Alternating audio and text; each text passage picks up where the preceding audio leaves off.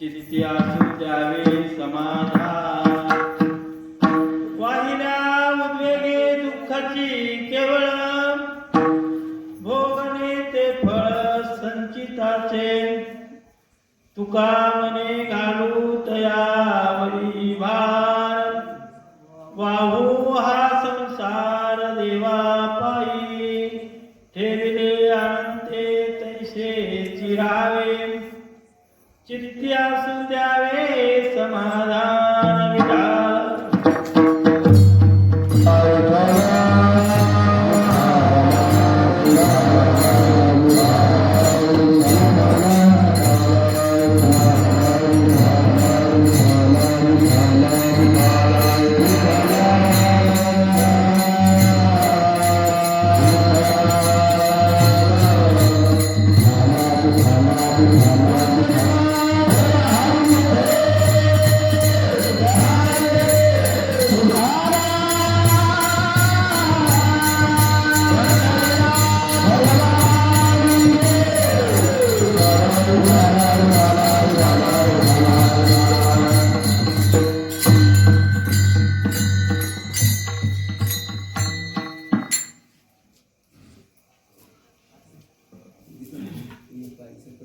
महायोगपीठे तटे भीमरथ्यं वरं पुंडलिका दातो मुनिन्दे समागत्य तिष्ठम् आनन्दकन्दम् परब्रह्मलिङ्गं भजे पाण्डुरङ्गम्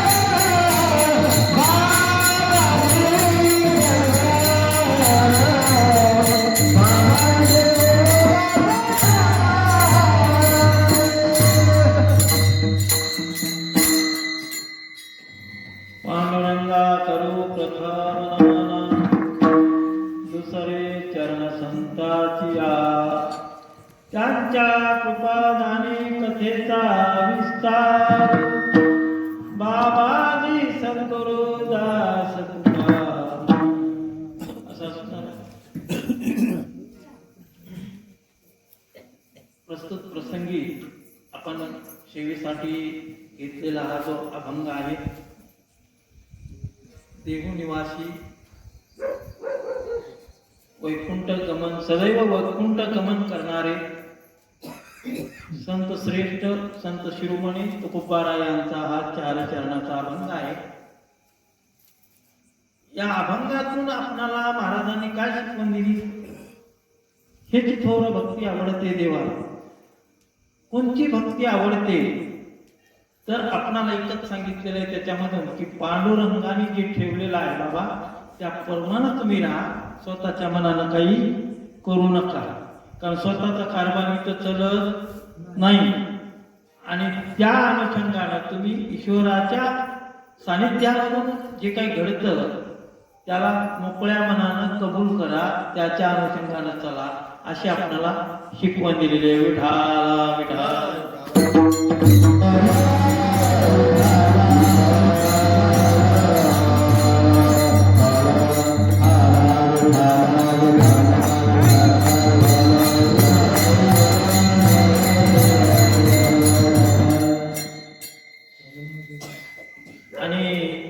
थोडक्यात परिहार सांगायचं झालं तर आपल्या या गावामुळं माझ्या ज्ञानामध्ये परिपूर्णता अशी असणारी भर पडायला लागली. महाराजासारखे आमचे पंडितराव सारखे लोक आहेत हे आम्हाला पारा चढवतात, म्हणजे खरी ताकद देणारी. आणि या गावात याचं म्हणलं तुमच्या इथलं आमंत्रण आल्यानंतर मला वाटत नाही मी परक्या गावात चालतो. असा आपल्या गावाचा मला आधार आहे, म्हणून मी आपल्या गावाचा परिपूर्ण ऋणी आहे. आभारी म्हणत नाही बरं का, मी ऋणी आहे. जेणेकरून माझ्यासारख्या अल्पमतीच्या व्यक्तीला कसल्या प्रकारची बुद्धी शून्य असणारा माणूस, परंतु आपण मला डोक्यावर घेऊन काय करतात, आदर करत आहात, मान देत आहात. त्याबद्दल जेवढं विचार करावा तेवढा मी तुमचा ऋणीच राहील, कधी आभारी राहणार नाही. कारण आभारी राहायचं कोणाचं राहावं लागतं, ऋणी कोणाचं राहावं लागतं. आभारी अशा व्यक्तीचं राहावं लागतं की ज्याच्यामुळं समान हक्काची परिपक्वता आणि वस्तुस्थिती निर्माण करते त्याचा आभार, आणि ज्याच्याकडून परिपूर्ण मिळतंय परंतु आपल्याला काही देताच येत नाही त्या लोकांचं ऋणी व्हावं लागतं. महाराज पंत म्हणून मला तुम्हाला मी तर काही देऊ शकत नाही, पण तुमच्याकडून मला भरपूर मिळते. कारण आज इथं उभा टाकायची ताकद झाली. आता काल परवा मर्डसगावला तुम्हाला बोलवलं होतं. खरं तर पंडितराव आले असते तर अजून जास्त बहर आला असता. तर ही ताकद कुणामुळे आहे? तर तुमच्यामुळे. बरं का, हे आपले मृदंगाचार्य आपले टाळकरी आहेत आणि हे दोन रत्न आहेत या गावातले. बरं का, तुमच्या दोघांच्या रत्नामुळे आमचा टोप शोभून दिसायला लागलेला आहे. त्यामुळं मी आपल्या गावाचा परिपूर्ण ऋणी आहे.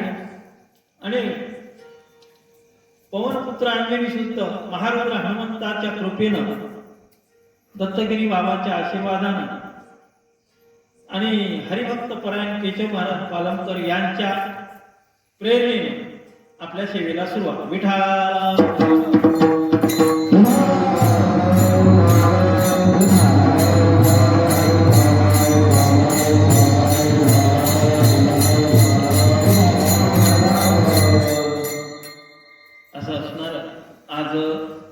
कोणची एकादश आहे? कोणी बोलू नका, आमच्या मावल्या सांगतील. कोणची एकादश आहे? माया विजया एकादश आहे.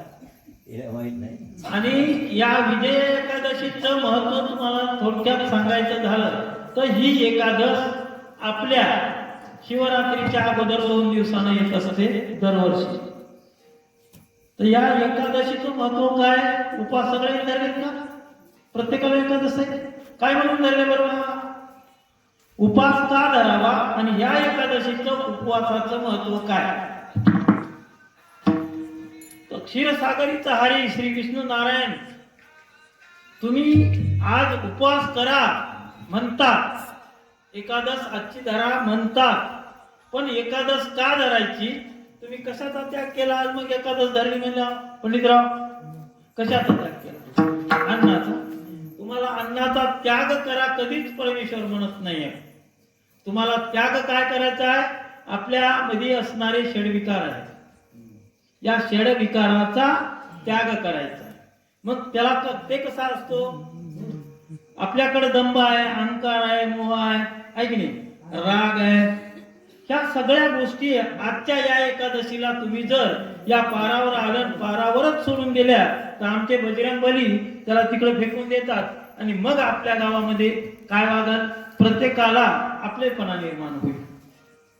आणि हे जर घडलं असं मनमुक्तपणे कसल्याही प्रकारची एकमेकाविषयीची विकल्प किंवा शंका मनात न ठेवता जर आपण आजपासून संकल्प केला की मी सर्व षडविकाराचा त्याग करून आजपासून समानतेनं माझ्या गावामध्ये वागल अशी शपथ घेऊन जर तुम्ही या एकादशीचं महत्व राखलं तर परमेश्वराला ती एकादश पोहोचीत होते, अन्यथा नाही. गुडाला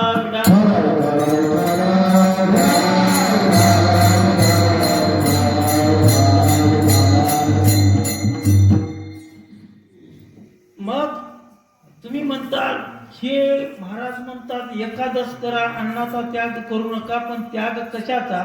तुम्ही जर का या षडविकाराचा त्याग केला तर अन्नाचा त्याग झाल्याच्याही शतपटीनं तुम्हाला पुण्य प्राप्त होत असतं. पंडितराव, आज विष्णू नारायणाची ही एकादश महत्वाची आहे. पंत, तुमच्या 12 महिन्याच्या एकादशीमध्ये विष्णू नारायणाने आजच्या या विजय एकादशीला सर्वश्रेष्ठ महत्व दिलेलं आहे. का दिलं सांगा बरं? कारण आज एकादश झाल्यानंतर 2 दिवसाला काय आलंय? शिवरात्र आहे. शिवरात्र कोणाची आहे? महादेवाची आहे. विष्णूचा जन्म कुठून झाला? शंकरापासून झाला. कारण त्यांच्या जन्मदात्याची उत्सव याला लागलेला आहे म्हणून अगोदर हे आपणाला सेवा दिलेली आहे. या एकादशीतून सेवा आहे की उद्या येणारी जी शिवरात्र आहे या शिवरात्रीचं महत्व कळालं पाहिजे तुम्हाला. म्हणून तुम्ही आजपासून जसं मी मागं सांगितलं सगळ्या मावल्याला की घड्याळ द्या, तुम्ही घड्याळ दिलं. तर आजपासून तुम्ही संकल्प करायचा की मी माझ्या गावातल्या एकाही महिलेशी भांडण करणार नाही, एकमेकी आम्ही वाद करणार नाव। आणि दुसरी गोष्ट, आपल्या या राष्ट्रामध्ये पुरुष प्रधान जरी भारत देश म्हणत असलं तरी स्त्री मुळात आपला परमार्थ आज जागृत आहे। तुम्हाला सांगतो, महिला जेवढ्या काळजीनं परमार्थाचं किंवा ईश्वर चिंतनाचं महत्व सांगतात तेवढं पुरुष जाणू शकत नाहीत। कारण का जाणू शकत नाही? तुम्ही म्हणताल का ते का जाणू शकत नाहीत, आम्हीच का जाणू शकतो? तर त्याच्या मागे कारण आहेत, ते म्हणजे आपल्या संसाराची। या पुरुषाला, एक पुरुष असतो त्याला आपल्या घरामध्ये काय हाय नाही ते बघावं लागतं। पैसे तुम्ही जरी गोळा करून ठेवलेले त्यांना देत असताल, बरं का, मी मोकळं बोलतोय बरं, तुम्ही जरी देत असताल तर ते हिशोबाने आणून देणारा कोण आहे? तो आहे। किंवा इतर एखादा मोठा प्रोडक्ट आपल्या घरामध्ये केला, त्याची चिंता जास्त कोणाला लागते? तुम्हाला कोणी विचारते का? नाही। मग त्याच्यामुळं त्या व्यक्तीच्या डोक्यामध्ये अनंत प्रश्न असतात। त्या अनंत प्रश्नाला तोंड देण्याकरिता त्याला एकच चित्त होता येत नाही। आलं का लक्षात? परंतु तुमच्याकडं वेळ परिपूर्ण असतो। सांगा बरं, कोणत्या वेळामध्ये तुम्हाला नाम घेता येत नाही, कोणत्या वेळामध्ये तुम्हाला परमार्थ करता येत नाहीये? आणि तुमच्या मनात बसल्यानंतर परमार्थ तुम्ही सोडताल का? या तरी माणसाला एखाद्या वेळेस सोडावं लागेल, पण तुम्ही सोडू शकत नाही। म्हणून आज जर ईश्वराचं चिंतन, हे परमार्थाचा मार्ग जर गावोगाव टिकला असेल तर कोणामुळे मारतो ना? महिलांमुळे। तुम्ही कुठेही जा, म्हणून तुम्हाला सांगायचं की तुम्ही जर संकल्प केला की माझ्या गावामध्ये आज विजया एकादशीच्या निमित्तानं आम्ही कुणीही या गोष्टीबद्दल, बरं का, मी बाकी तुमच्या व्यवहाराचं बोलत नाहीये, या धार्मिक कार्यामध्ये आम्ही कुणीही दुजाभाव एकमेकाला करणार नाही। इथं कोणी मोठा नाही, पंडितराव मोठा गायक नाही, मारुतराव मोठे गायक नाही, तुमच्या सारखेच आहेत, ते माझ्यासाठी मोठे, तुमच्यासाठी नाही। म्हणून सर्वांनी समानतेने या ठिकाणी मी न म्हणता आपलं म्हणून जर या धार्मिक क्षेत्रामध्ये कार्य केलं तर हे धार्मिक क्षेत्राचा उद्देशाला अजून काया पालट होईल। एवढं मोठं तुमच्या गावात मंदिर केवढं आहे ते? तुमच्यातल्या महादेवाचं महत्व तुम्हाला जरी माहित नसलं तर सांगू का? तुमच्या महादेवाला एखादा संकल्प करून या मनातले मनात असा साळुंकेपाशी बसायचं आणि मनामध्ये संकल्प करायचा, आहे का कोणी बिन लग्नाचं रे बाबा? सांगा, तुम्हाला तरी फायद्याच आहे हो। मग असा एक संकल्प करायचा की ते संकल्प तुम्हाला जास्तीत जास्त 1.25 महिन्याच्या आत तुमच्या मनाची मनोवृत्ती परिपूर्ण करण्याची शक्ती त्या शंकरामध्ये आहे। तुमच्या मी अजून त्या मंदिरात